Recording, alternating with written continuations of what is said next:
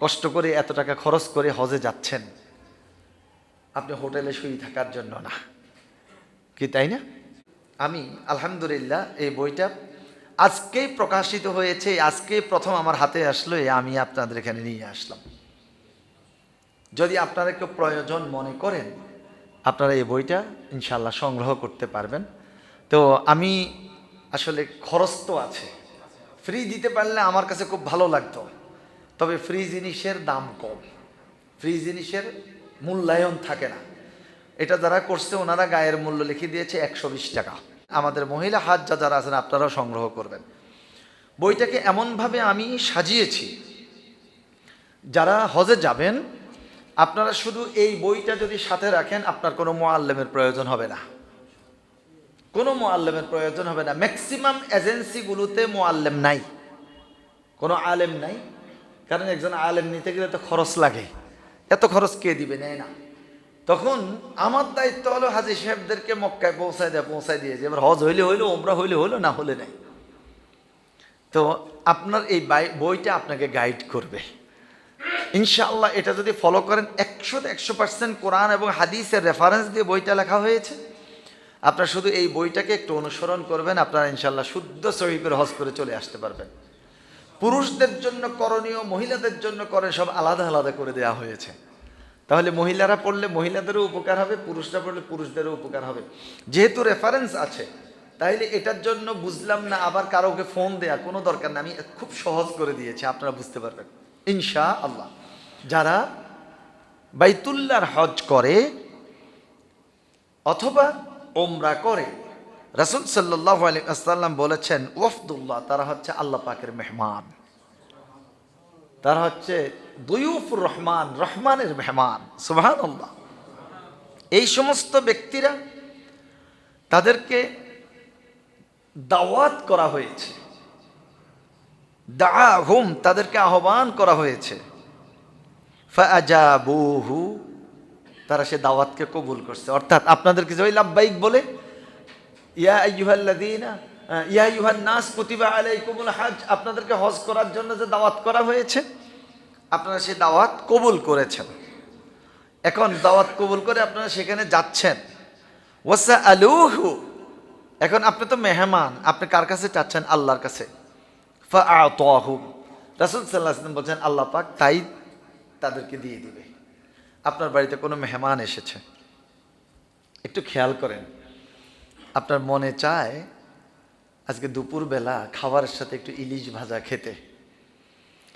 তো ওই মেজবান যারা হোস্ট, তাদের মধ্যে একান্ত একজন আপনার খুব কাছের আছে, আস্তে আস্তে বললেন মুখে তো ভালো রুচি নেই, যদি একটু ইলিশ ভাজা হতো, চাঁদপুরের রূপালী ইলিশ, কতই না ভালো লাগতো। অরিজিনাল হোস্টকে বিষয়টা ইনফরমেশন দিয়ে দিল। এখন ওনার সামর্থ্য থাকুক আর না থাকুক, চেষ্টা করবে, আরে আমার মেহমান যদি একটু ইলিশ ভাজা খাওয়ায়, মেহমানটা খুশি হবে। আল্লাহ পাক ইব্রাহিমকে বলছেন আমার বাড়ির মেহমান হওয়ার জন্য দাওয়াত করো। আল্লাহ পাকের দাওয়াত ইব্রাহিমের মাধ্যমে দিয়েছেন, ইব্রাহিম আলাইহিস সালাম দাওয়াত করছেন, আপনি দাওয়াতটা কবুল করলেন, আপনি চলে গেলেন। এখন আপনি হচ্ছেন আল্লাহর মেহমান। এখন আপনার মেজবানটা হচ্ছেন আল্লাহ, হোস্ট আল্লাহ, গেস্ট আপনি। এখন আপনি গেস্ট যদি আল্লাহর কাছে কিছু চান, তো আল্লাহ তো আর অসহায় না, দুর্বল না, কারো কাছে যাওয়াও লাগবে না। আমার বান্দা যেহেতু আমার কাছে চাচ্ছে, আমি আমার বান্দাকে দিয়ে দেই। যা চাইবেন, চাওয়াটা যৌক্তিক হওয়া লাগবে, যা চাইবেন হালাল বৈধ, আল্লাহ আপনাকে তাই দিবেন। সুবহানাল্লাহ পড়েন। হুজুর এটাও কি হাদিসে আছে নাকি? এটা ইবনে মাজার 2893 নম্বর হাদিস, সহিহ আল জামে 7112 নম্বর হাদিস, ইবনে খুজাইমা 2511 নম্বর হাদিস, ইবনে হিব্বান 4613 নম্বর হাদিস। অনেকগুলো হাদিস গ্রন্থের মধ্যে হাদিসটা এসেছে।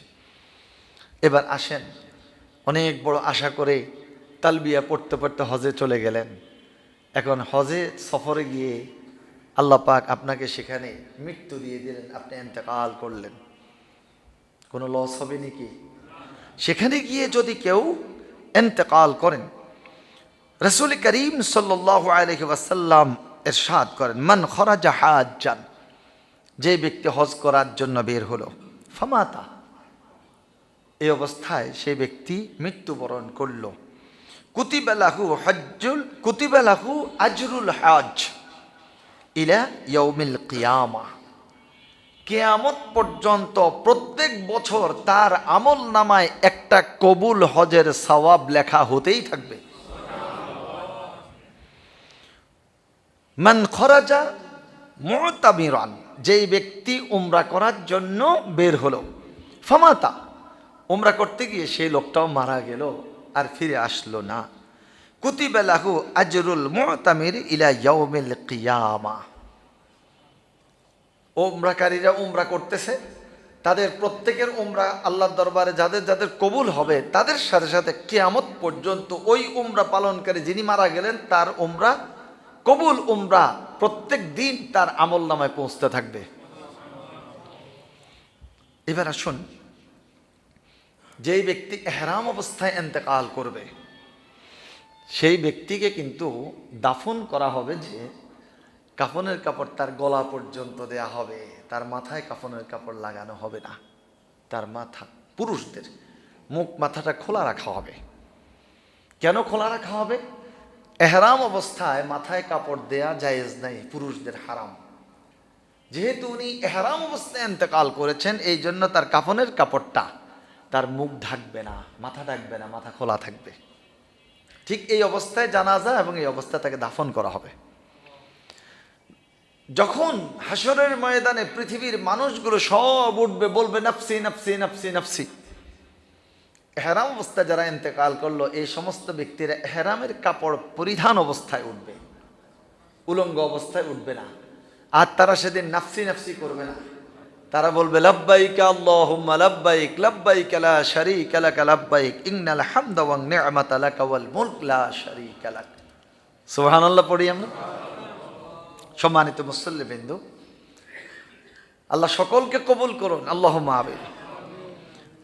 আমরা যখন হজে যাব, আমরা মক্কা শরীফে থাকব, আমরা 5 ওয়াক্ত সালাত কাবা শরীফের জামাতে আমরা অংশগ্রহণ করব ইনশাআল্লাহ। একটা মাসালা আমি সাথে সাথে আপনাদেরকে বলে দিচ্ছি। হাজী সাহেবদের ভিড় কমানোর জন্য, যারা এই 2-4 বছরে গিয়েছেন, আপনি দেখে আসছেন যে নামাজের প্রায় আধা ঘন্টা আগে চারিদিকে ব্যারিকেড দিয়ে দেয়। হাজী সাহেবদেরকে আর ভিতরে যেতে দেয় না, কারণ সেখানে মানুষের ঢল, প্রচণ্ড ভিড়। তখন এক্সটেনশনে পাঠিয়ে দেয়। এরপরে রাস্তায় মাইক দিয়ে রাখে।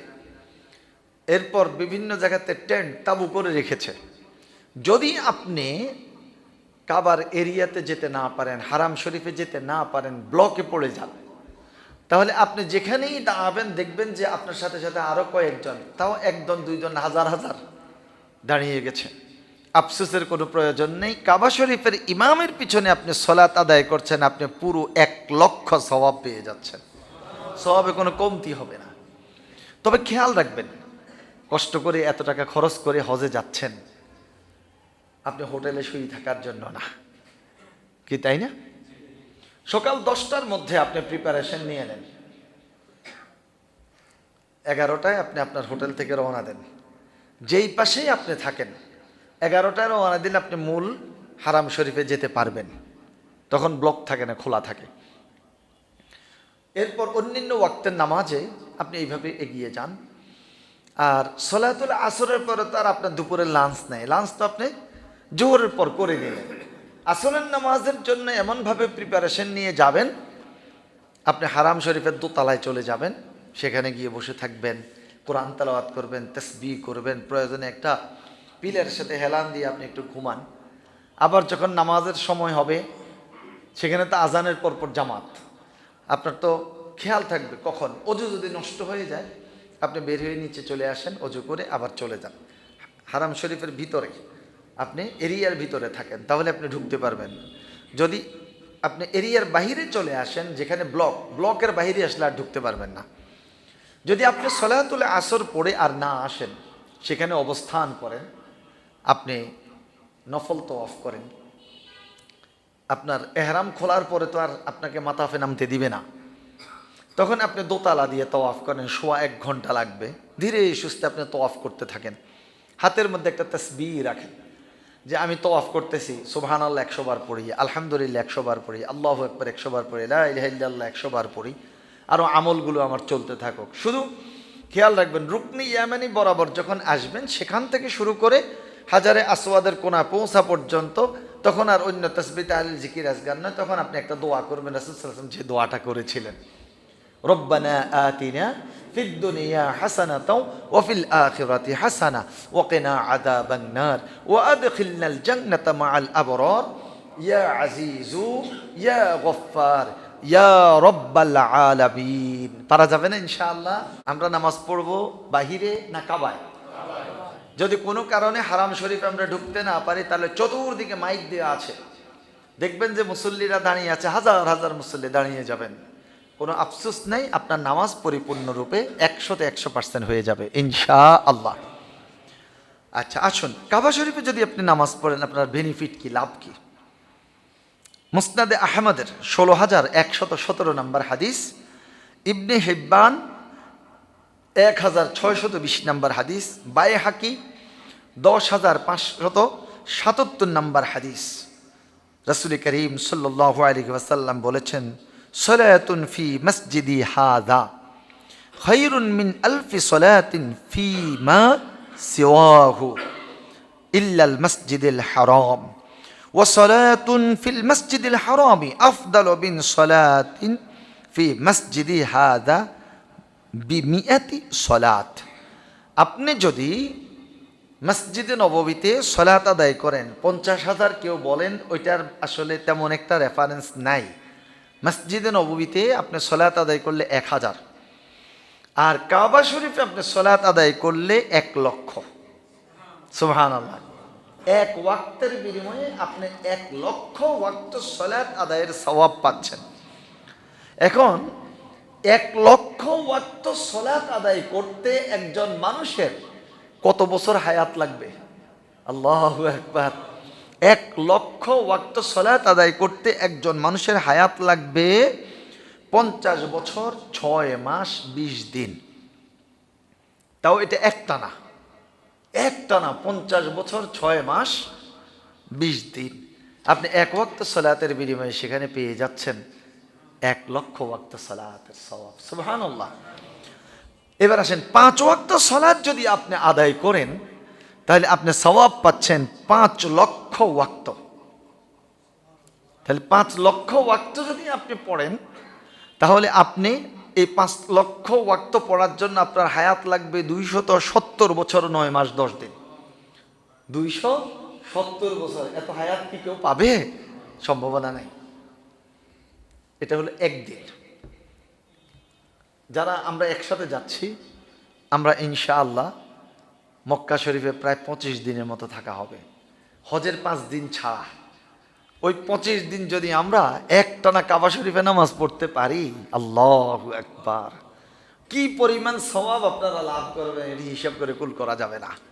আল্লাহ তুমি তৌফিক দান করো, জামাতের সাথে ওয়াক্ত মতো কাবা শরীফে আমাদেরকে আবেগ নিয়ে 5 ওয়াক্ত সালাত নিয়মিত আদায়ের তৌফিক দান করো। আমরা সবাই পড়ি আমিন। হজ ফরজ হয়ে গেল, কিন্তু হজ করল না, তার ব্যাপারে রাসূল সাল্লাল্লাহু আলাইহি ওয়াসাল্লাম ধমক মেরেছেন। সেই ধমকটা কি? রাসূল সাল্লাল্লাহু আলাইহি ওয়াসাল্লাম বলেছেন, সেই ব্যক্তি আন ইয়ামুতা ইহুদিয়ান আও নাসরানিয়ান, হজ ফরজ হয়েছে, সামর্থ্য আছে, কিন্তু হজ করলো না, মরে গেল, তার মৃত্যুটা ইহুদি হয়ে হোক নাসারা হয়ে হোক, এই ব্যাপারে রাসূল সাল্লাল্লাহু আলাইহি ওয়াসাল্লামের কোনো ভাবনা নেই। যা হোক, আপনারা উদ্যোগ গ্রহণ করেছেন, আল্লাহ কবুল করুন, আল্লাহুম্মা আমিন। আমাদের হজ্জে তামাত্তু হয়। হজ 3 প্রকার: হজ্জে কেরান, হজ্জে তামাত্তু, হজ্জে ইফরাদ। হজ্জে কেরানটা একটা কঠিন হজ। আপনি যদি বাংলাদেশ থেকে হজ্জে কেরান নিয়ত করে যান, যতদিন হজ না হবে ততদিন পর্যন্ত আপনাকে এক এহরামে থাকতে হবে। অনেক কঠিন, অনেক কষ্ট। এর মধ্যে যদি আপনার এহরাম অবস্থায় নিষিদ্ধ কোনো কার্যক্রম ঘটে যায়, একবার ঘটবে 1টা দম, 2বার ঘটবে 2টা দম, 3বার ঘটবে 3টা দম, মানে দম। দম কি আবার? একটা উট অথবা একটা গরু, যদি ওইগুলো না দেন তাহলে মিনিমাম আপনাকে একটা ছাগল, দুম্বা, ভেড়া যেটাই হোক একটা দিতে হবে, 720 রিয়াল। জরিমানা দেওয়ার দরকার নাই। রাসূল সাল্লাল্লাহু আলাইহি ওয়াসাল্লাম সাহাবায়ে কেরামকে নিয়ে হজ করার জন্য আল মদিনাতুল মুনাওয়ারা থেকে মক্কাতুল মুকাররমা রওনা দিয়ে চলে গেলেন। রাসূল সাল্লাল্লাহু আলাইহি ওয়াসাল্লাম বললেন, আসো প্রথমে আমরা উমরা করি, তবে যাদের সাথে কোরবানির পশু আছে তোমরা উমরাটা করে হালাল হইও না, তোমরা হজ্জে কেরানের নিয়ত করো। আর যাদের সাথে কোরবানির পশু নেই তোমরা হালাল হয়ে যাও আর তোমরা করো হজ্জে তামাত্তু। তাহলে এই হাদিস দিয়ে প্রমাণিত, কেউ হজ্জে কেরান যদি করতে চায় তাহলে তার সাথে কোরবানির পশু নিয়ে যেতে হবে, কোরবানির পশু তার সাথে থাকতে হবে। এখন আপনি তো কোরবানির পশু নিতে পারছেন না, কোরবানির মাঠেও তো আপনার যাওয়ার সুযোগ হবে না। অতএব আমার মনে হয় সবচেয়ে উত্তম হজ্জে তামাত্তুয়ের নিয়ত করাটাই। যেহেতু রাসূল সাল্লাল্লাহু আলাইহি ওয়াসাল্লাম বলছেন, যার সাথে কোরবানির পশু নেই তোমরা হজ্জে তামাত্তুয়ের নিয়ত করো। তামাত্তু শব্দের অর্থ হচ্ছে উপকার গ্রহণ করা, উপকৃত হওয়া। তো আমরা তো হজ্জে তামাত্তু করে থাকি, আমি হজ্জে তামাত্তুয়ের নিয়মটাই বলছি। আমরা প্রথম গিয়ে একটা উমরা করব, এটা হবে আমাদের হজের উমরা। যদি কেউ প্রথমে বাংলাদেশ থেকে মক্কায় যান, এরপরে মক্কাতুল মুকাররমা থেকে হজের আগে মদিনায় চলে যান, তাহলে প্রথম উমরাটা আপনি হজের উমরা হিসেবে করেন না। আমার পরামর্শ থাকবে আপনি নফল একটা উমরার নিয়ত করে চলে যান, একটা নফল উমরা করেন। এরপর আপনি যখন পবিত্র মক্কাতুল মুকাররমা থেকে মদিনা জিয়ারায় চলে গেলেন, আপনি কিন্তু মিকাত অতিক্রম করে ফেললেন। মদিনা থেকে হজ করার জন্য যখন আবার মক্কার উদ্দেশ্যে রওনা হবেন, তখন আপনি হজ্জে তামাত্তুয়ের উমরার নিয়তটা করেন। এরপর গিয়ে সেখানে হজ্জে তামাত্তুয়ের উমরা কমপ্লিট করে হালাল হয়ে যান। আপনার হাতে 2 দিন বা 3 দিন সময় থাকবে, এরপর আপনি আবার হজের এহরামটা বাঁধবেন। ব্যাস, আপনার জন্য সহজ হয়ে গেল। এবার আসুন আমরা যে উমরার নিয়ত করব, উমরা পালন করব, সেই উমরাটা কিভাবে পালন করব। 1 নাম্বার, আসুন, উমরার ফরজ হচ্ছে 2টি, উমরার ওয়াজিব হলো 2টি। আমরা মুখস্থ করে ফেলব, যারা যারা শুনছেন আপনারা মুখস্থ করে ফেলবেন। তারপরে এগুলো আবার ইউটিউবে চলে যাবে, পেজে চলে যাবে। মনে রাখতে না পারলে আপনারা ইউটিউব, আপনারা কিউএস টিউন কোরআন সুন্নাহ টিউন এই নামে ইউটিউব সার্চ দিলে সেখানে আপনার আলোচনাগুলো পেয়ে যাবেন। এরপর আমাদের হাসনাইনের যে কি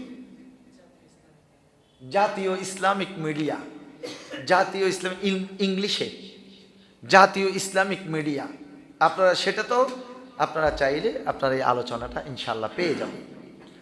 তাহলে আজকে ট্রেনিং শেষ হয়ে গেলে, মানে আজকের আলোচনা চলে গেলে এটা হারিয়ে যাবে না, এটা অনলাইনে থেকে যাবে ইনশাআল্লাহ। উমরার ফরজ কয়টা এবার আপনারা বলেন, সবাই বলেন। উমরার ফরজ 2টা, আবার বলেন 2টা। উমরার ওয়াজিব 2টা। উমরার ফরজ 1 নাম্বার এহরাম বাঁধা, 1 নাম্বার।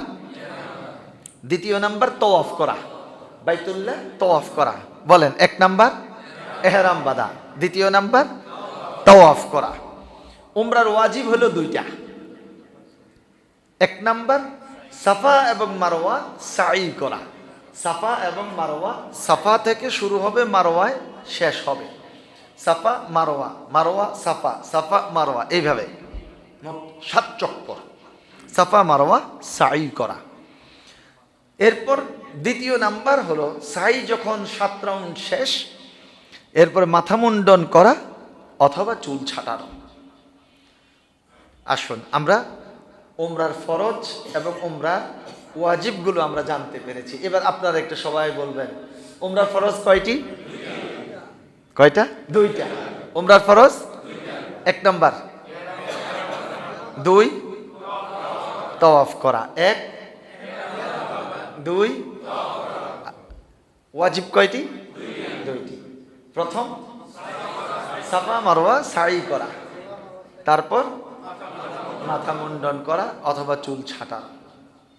আচ্ছা, আমরা ফরজ পেয়ে গেলাম, আমরা ওয়াজিব পেয়ে গেলাম।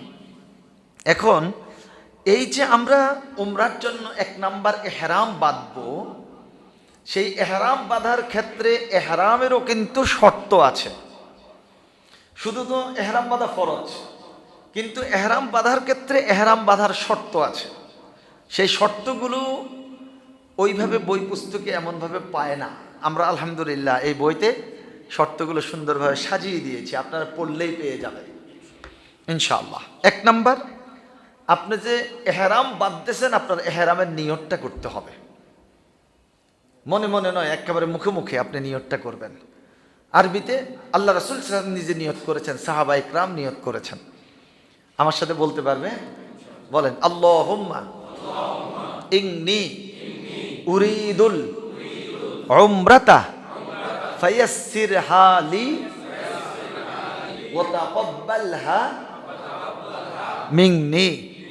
আল্লাহুম্মা ইন্নী উরিদুল উমরাতা ফায়াসসিরহা লি ওয়া তাকাব্বালহা মিন্নি।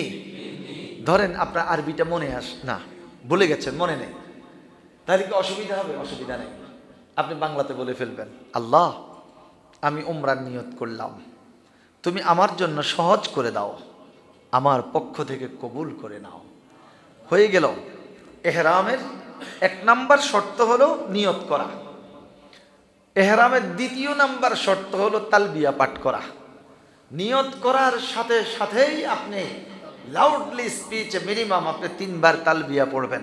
আসুন আমরা সবাই পড়ি, লাব্বাইক আল্লাহুম্মা লাব্বাইক, লাব্বাইক লা শারীকা লাক লাব্বাইক, ইন্নাল হামদা ওয়ান নি'মাতা লাকা ওয়াল মুলক লা শারীকা লাক। ভালো লাগে? এহরাম পরে যত জায়গাতে আপনি তালবিয়া পড়বেন, ইট পাথর, গাছপালা, বৃক্ষরাজি, পশু পাখি প্রাণী আপনার সাথে তালবিয়া পড়তে থাকবে। যেই যেই জায়গা থেকে আপনি তালবিয়া পড়ছেন হাসরের ময়দানে, সেখান থেকে সংকেত যাবে, আমার উপর থেকে আপনার বান্দা তালবিয়া পড়ছেন, আল্লাহ আপনার বান্দাকে মাফ করে দেন। সুবহানাল্লাহ, তালবিয়ার কি বরকত! তো আমরা তো এখন ইহরামের উপর কথা বলতেছি। আমরা ইহরাম বাঁধবো। ইহরাম বাঁধা হচ্ছে উমরার কি ফরজ, উমরার কি ফরজ। এখন সেই ইহরাম বাঁধার সময় এহরামের শর্ত বা এহরামের আবার 2টা ফরজ, একটা হলো নিয়ত করা আর একটা হলো তালবিয়া পাঠ করা। এহরামের আবার 2টা ওয়াজিব আছে। 1 নাম্বার ওয়াজিব হচ্ছে মিকাত থেকে এহরাম বাঁধা। আপনি যদি বাংলাদেশ থেকে পানির জাহাজে যান তাহলে আপনার মিকাত হবে ইয়ালামলাম। আর যদি আপনি বাংলাদেশ থেকে বিমানে যান আপনার মিকাত হবে কর্নেল মানাজেল। তায়েফ থেকে আসতে যে মিকাতটা ওই কর্নেল মানাজেল। আমাদের দেশ থেকে বিমানটা তায়েফের উপর দিয়ে উড়ে এসে মক্কার উপর দিয়ে উড়ে গিয়ে এরপরে জেদ্দার ওইখানে গিয়ে লোহিত সাগরের উপর দিয়ে ঘুরে এসে জিদ্দা এয়ারপোর্টে নামবে। বুঝতে পেরেছেন? তো মিকাত থেকে এহরাম বাঁধা। এখন আমরা যে পরামর্শটা দেব, যদি আপনি বাংলাদেশ থেকে প্রথম ডাইরেক্ট মক্কায় যান তাহলে আমার পরামর্শ থাকবে আপনারা এয়ারপোর্টে এহরামটা বেঁধে ফেলবেন। বিমান 600 কিলোমিটার স্পিডে উঠতে থাকে, ঘোষণা দেবে বিমানের ক্রু কিছুক্ষণের মধ্যে আমরা মিকাত অতিক্রম করব, অতএব আপনি এহরাম বাঁধেন। আপনার ধরেন এহরামের কাপড় পরা হয়নি, এহরামের কাপড়টা আপনি এখন পরবেন, এরপর 2 রাকাত এহরামের নামাজ পড়বেন। বিমানে তো আপনি মনোযোগ দিয়ে 2 রাকাত নামাজও পড়তে পারবেন না।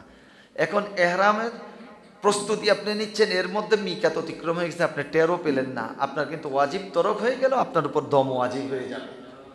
অতএব বিমানে এহরাম বাঁধার দরকার নাই। বাংলাদেশে আমরা তো প্রথম এখন সিস্টেম হলো আগে হজ ক্যাম্পে যেতে হবে। হজ ক্যাম্পে আপনার ইমিগ্রেশন হয়ে যাবে, আপনার মালপত্র লাগেজটাকে সব হজ ক্যাম্পে বুঝে নেবে, এরপরে এয়ারলাইন্সের গাড়িতে করে আপনাকে এয়ারপোর্টে নিয়ে যাবে টার্মিনালে। টার্মিনালে যখন আপনি পৌঁছবেন, ইমিগ্রেশনের সেখানে নেই, আপনাকে নিয়ে যাবে টার্মিনালে। আপনি টার্মিনালে গিয়ে দোতলায় চলে যাবেন, সেখানে সুন্দর অজুর ব্যবস্থা, ইস্তেঞ্জার ব্যবস্থা আছে, নামাজের জন্য মহিলাদের আলাদা ব্যবস্থা, পুরুষদের আলাদা ব্যবস্থা। সেখানে গিয়ে অজু ইস্তেঞ্জা করেন, আপনি একটু অপেক্ষায় থাকেন। আপনার সৌদি ইমিগ্রেশনটা বাংলাদেশ এয়ারপোর্টে হবে, সেই ইমিগ্রেশনে ডাক দেওয়ার আধা ঘন্টা আগে আপনি অজু ইস্তেঞ্জা সুন্দরভাবে সেরে এহরামের কাপড়টা পরিধান করেন। পরিধান করে এবার আপনি এহরামের নিয়তটা এখানেই করে নেবেন। কিভাবে এহরামের নিয়ত করতে হবে সেটা আমি পরবর্তীতে আপনাদেরকে বলছি। তাহলে 1 নাম্বার, এহরামের জন্য 2টা আমরা ফরজ পেয়েছি, আবার 2টা আমরা ওয়াজিব পেয়েছি। 1 নাম্বার ওয়াজিব হচ্ছে মিকাত থেকে। যদি আপনি মদিনা থেকে উমরা করতে যান, হজ করতে যান, তাহলে আপনার মিকাত হবে জুল হুলাইফা, বীরে আলী। সেখানে একটা মসজিদ আছে, সেখানে গিয়ে আপনি এহরামটা বেঁধে চলে যাবেন। 2 নাম্বার, এহরাম অবস্থায় নিষিদ্ধ কাজগুলো থেকে বিরত থাকা, এটা ওয়াজিব। এহরাম অবস্থায় নিষিদ্ধ কাজগুলো থেকে বিরত থাকা, এটা হলো ওয়াজিব। এবার আসেন মজার বিষয়টা, এখানে আপনারা যেটা পাবেন সেটা হলো, এটা অন্য কোথাও ওইভাবে আপনারা সুবিন্যস্তভাবে পাবেন না, যেটা আমাদের বইয়ের মধ্যে, এই বইটার মধ্যে আপনারা পাবেন। সেটা হলো এহরাম অবস্থায় নিষিদ্ধ কাজ সমূহ। হজ ও উমরার এহরামের ফলে যেই সব বৈধ কাজ নিষিদ্ধ হয়ে যায়, বৈধ কাজ, কিন্তু তখন এটা আপনার জন্য হারাম, আপনার জন্য নিষিদ্ধ। এই কাজগুলো ইসলামী শরীয়ত 3টা ভাগে বিভক্ত করেছে। 1 নাম্বার, পুরুষ মহিলা উভয়ের জন্য। 2 নাম্বার, শুধু কেবলমাত্র পুরুষের জন্য। 3 নাম্বার, কেবলমাত্র মহিলাদের জন্য। এই 3টা ভাগে আমরা উল্লেখ করেছি। আজকে কি আমরা ওইগুলো বলবো না কালকের জন্য রেখে দেব? ব্রেনে ক্যাচ করবে না আজকে, না, আজকে এই পর্যন্তই আমরা রাখি। আলহামদুলিল্লাহ আমাদের ক্লাস 45 মিনিট ওভার হয়ে গেছে। একজন স্টুডেন্ট, মেডিকেল সায়েন্স বলে একজন স্টুডেন্টের মনোযোগ থাকে মাত্র 45 মিনিট। আমরা তো 6 দিন ক্লাস করব, আপনারা আসবেন তো ইনশাআল্লাহ? আপনাদের জানা মতো আরো কোনো হাজী সাহেবেরা যদি থাকে একটু ফোন করে বলে দিয়েন। আপনারা কিন্তু ওনাদেরকে বলার কারণে আপনারা সদকায়ে জারিয়া সওয়াব পাবেন। ওনারা শুদ্ধ সহিভাবে হজ করবে, আপনার দাওয়াতে আসার কারণে ওনারা যা সওয়াব পাবে আপনি তা পাবেন। আমি এবার লিফলেট ব্যানার প্রচারণা আমি ওইভাবে চালাই নেই, আমি খুব ব্যস্ত। তো যাই হোক আলহামদুলিল্লাহ, তারপর আপনারা অনেকে চলে আসছেন, আল্লাহ সকলের আগমনকে কবুল করুন। আজকে প্রথম দিন শেষ হলো, আমরা প্রতিদিন ইনশাআল্লাহ এখানে এসে সলাতুল ইশা আদায় করব এবং হজ প্রশিক্ষণ আমরা গ্রহণ করব। হাতে কলমে আপনারা শিক্ষা পাবেন ইনশাআল্লাহ। তাহলে আমরা আগামী পর্বে, আগামীকালকে পুরুষদের জন্য নিষিদ্ধ কি, মহিলাদের জন্য নিষিদ্ধ কি, নারী পুরুষ উভয়ের জন্য নিষিদ্ধ কি, আমরা সেখান থেকে আলোচনা স্টার্ট করব ইনশাআল্লাহ। আল্লাহ সকলকে হজ্জে মাবরুর নসিব করুন। আমরা সবাই পড়ি আমিন। আমি একটা দোয়া পড়বো, আপনারা সবাই আমিন আমিন বলবেন, কেমন? আল্লাহুম্মা জাআলহু হজ্জাম মাবরুরা ওয়া সা'য়াম মাশকুরা ওয়া জিয়ারাতাম মাকবুলা ওয়া যাম্মান মাগফুরা। আল্লাহুম্মা আমিন। আল্লাহ কবুল করো।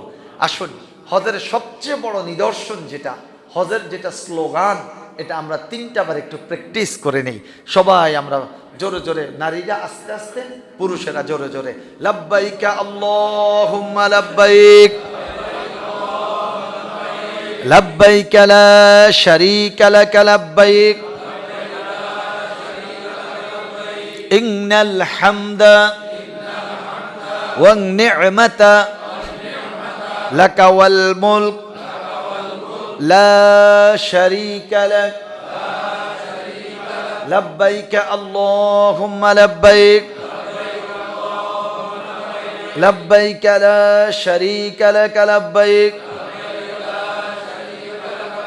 إن الحمد والنعمة لك والملك لا شريك لك لبيك اللهم لبيك لبيك لا شريك لك لبيك إن الحمد والنعمة لك والملك لا شريك لك যেহেতু আমি মুআল্লিম অর্থ শিক্ষক, আপনারা এতক্ষণ পর্যন্ত আমার ক্লাসে বসছেন, আপনারা ছাত্র, আপনারা অনেক দিক থেকে আমার চেয়ে জ্ঞানী, কিন্তু আজকের জন্য আপনারা আমার ছাত্র। এখন যদি আমি এমনি উঠে চলে যাই তাহলে তো হবে না। 5টা মিনিট একটু আপনাদের কাছ থেকে পড়া নেব। ভয় পাচ্ছেন? আচ্ছা, প্রথমত আপনাদের কাছ থেকে জানবো হজের ফরজ কয়টি? আমরা হজের ফরজে আজকে যাই নাই। উমরার ফরজ কয়টি? উমরার ফরজ 2টি, উমরার ওয়াজিব 2টি। উমরার ফরজ 2টি, কি কি? এক, মাশাআল্লাহ। উমরার ওয়াজিব 2টি, মাশাআল্লাহ। এই তো আপনাদের মুখস্থ হয়ে গেছে। এবার আসুন, আমরা তো এহরাম বাঁধা, বাইতুল্লাহ তাওয়াফ করা, এহরাম বাঁধার উপর আমরা আজকে আবার জানতে পারলাম এহরামের আবার 2টা শর্ত বা 2টা ফরজ আছে, আর এহরামের আবার 2টা ওয়াজিবও আছে। সেই এহরামের 2টা ফরজ কি কি? তালবিয়া পাঠ করা, মাশাআল্লাহ। 1 নাম্বার নিয়ত করা, বলেন 1 নাম্বার। 2য় নাম্বার তালবিয়া পাঠ করা, মাশাআল্লাহ। এই না, গোল্ডেন এ প্লাস সবাই পেয়ে গেছেন, বুড়া কালেও গোল্ডেন এ প্লাস পাচ্ছেন, আলহামদুলিল্লাহ। ওয়াজিব হলো কয়টা? 2টা। তাহলে ওয়াজিব প্রথমটা কি হবে?